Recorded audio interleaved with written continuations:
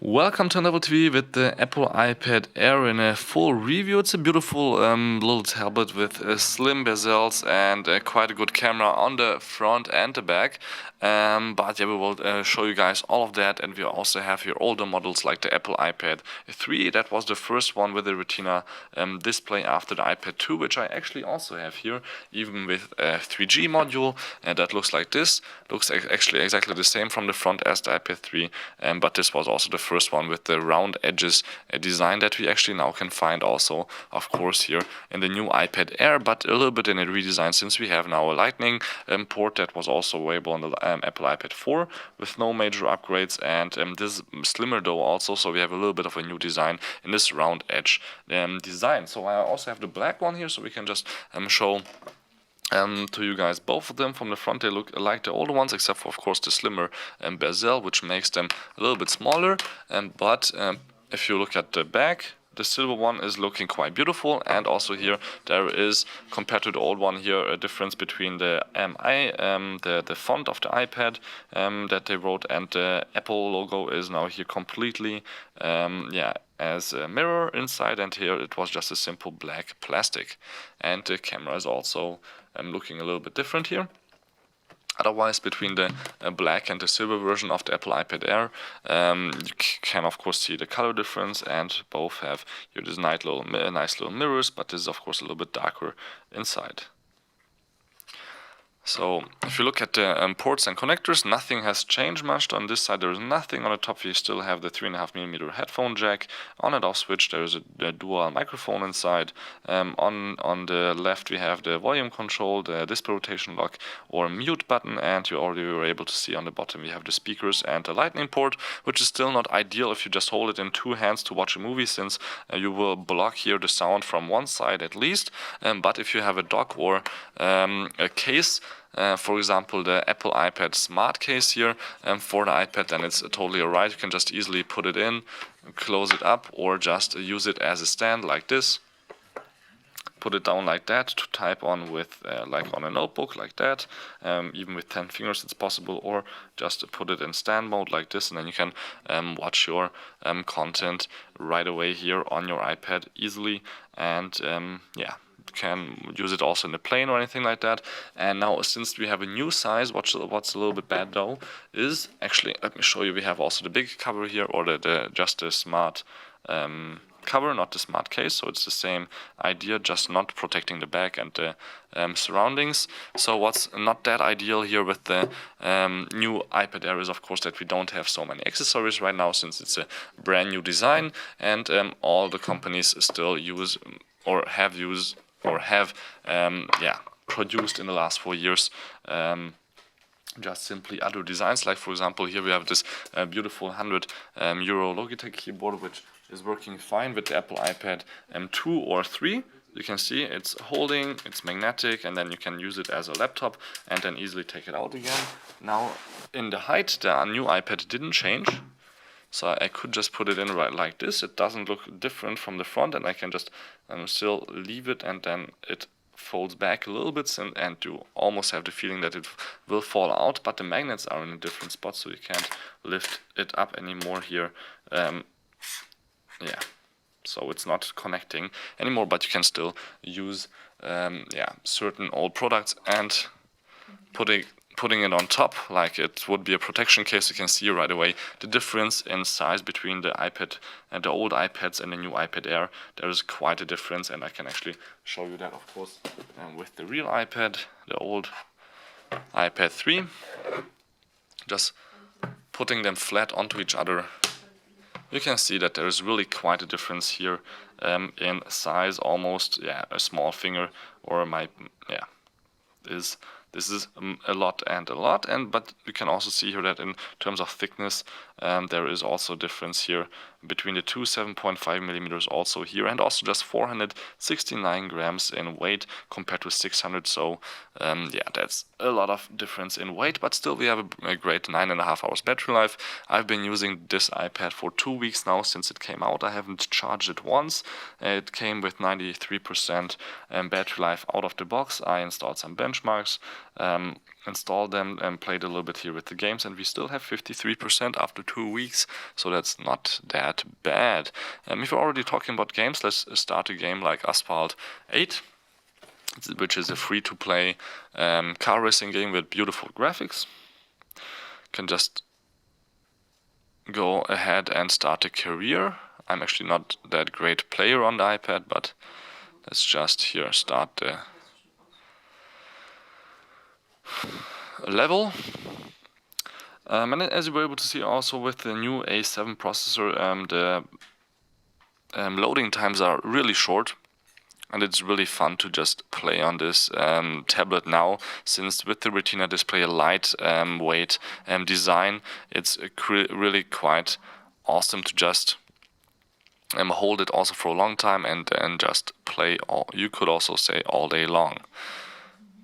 So let's slide a little bit there, and so on and so on. So yeah, the graphics are looking quite stunning, but they always have usually on the iPads compared to their size and weight. Yeah, as I said, I'm not a perfect player here, but still good enough to show you guys how the iPad looks like playing Asphalt 8. So I could try not to be first, but it's kind of hard. So let's just go out here and show you a different game, like for example Infinity Blade 2. Also here the loading times in the beginnings were really bad, and now we have just everything loading up quite fast, and you can start playing almost right away. You just have to go through the first tutorials and so on, what I have actually not done yet, but you can see here that it looks really quite good. I can look around and I actually have no clue how to play this game exactly, but yeah, this is how it looks like, and you were able to see that the loading time is really quite short, since the new processor is quite perfect, not only for gaming but for everyday task. And you don't even have to press, of course, the home button anymore. You can just be in the game and close it with your 5 fingers like that, or you can just go from one application to the next application with the 4-finger gesture. And then, for example, we can open up right away the camera here, where you can see that we have now these 2 boxes in the back with the black and white iPad Air, where we can take a photo, we can do a video, and with the video it's of course going a little bit closer since we have a different resolution, or you can just do the square pictures here for Instagram, for example. Now if I stay in photo, we can also switch the camera, where you can see the HD front camera and me now in the picture with my GH3 by Panasonic, looking quite stunning here in the not me in the picture, but of course the quality is quite good for FaceTime or anything like that. And you can of course also shoot video, but then again it gets a little bit closer, and it's only 720p video actually for the front camera, not full HD. I can show you some examples of shots, like for example here just sitting at a table with other bloggers. Here are some benchmark results. These are screenshots, of course. And then I also shot a low light video here at a club, where you can see that the low light quality of the back camera is really quite good, since there's not much light usually in the club. And yeah, you can also zoom, but of course it's only a digital zoom, and the sound was also captured quite nice compared to that. It's really loud inside there. So what else to show you? Of course, if you just want to browse the web, still quite a good device to just browse. I was looking for here an article of mine on our website, and you can see that it's really quite good for just browsing the web, looking at content, and it's really still quite sharp and fast also.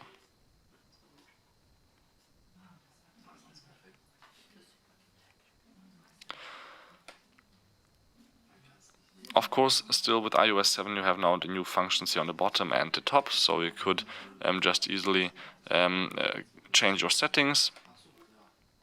And when you're on the home page, you can just drag it down here, and then you can look for benchmarks or Safari, for example, and not only that, but also you were able to see some contacts. It also browsed through your contacts, and you can really quite easily just look for anything on your devices. But that's iOS 7. I don't want to get too deep into that. You probably already know that, or we will do a separate video on that, how that works exactly. And now, since we have checked out the software, we can actually show you guys again a little bit of a comparison between the big and small iPads, since we have also the Apple iPad mini with Retina now here, which has exactly the same display resolution, the same processor, same graphics, and the same camera inside. So it's really a good question if you would maybe not want to buy the smaller one, since it's $100 cheaper, and I would actually use everyday use the smaller one a little bit more often, since exactly of that reason that it's just smaller and handier,